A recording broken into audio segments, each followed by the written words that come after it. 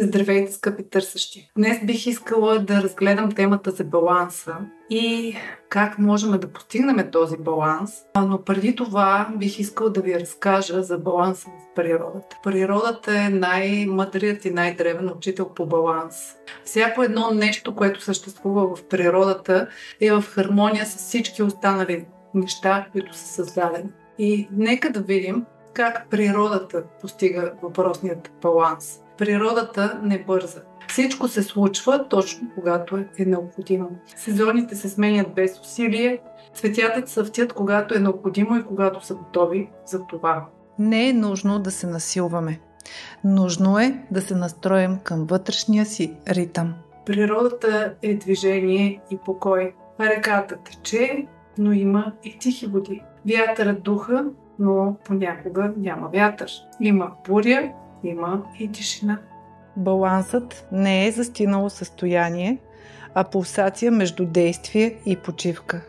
И ние имаме нужда от двете. Всяко нещо има своето място и своята функция. Дори паразитите и хищниците заемат своето място в екосистемата. Нищо не е излишно, всичко е в една цялост и в хармония. Нашите сенки, болки и слабости, всичко има смисъл.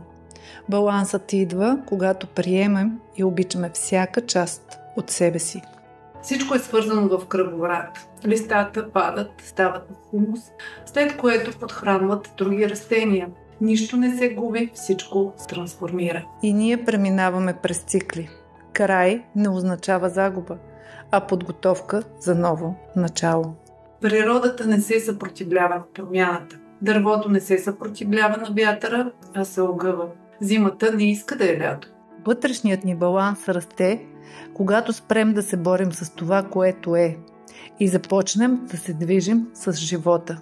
Животните инстинктивно знаят кога да спрат. Котките си почиват, когато са уморени. Мечките спят зимен сън. Дори петелът, който ни буди сутрин, също през нощта почива. И никой от тях, от тези животни, не прави всичко, защото така трябва и защото трябва да угоди. Те знаят кога да спрат. Почивката е част от жизнения баланс. Не е слабост, а мъдрост.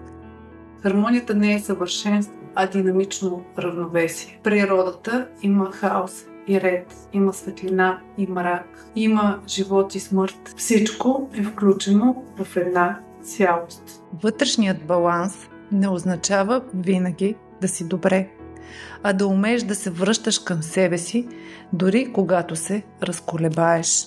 Ще подготвя седмична програма, която ще пускам всеки ден, по повод на това как да изградите собствения си баланс, как да се чувствате спокойни и заземени.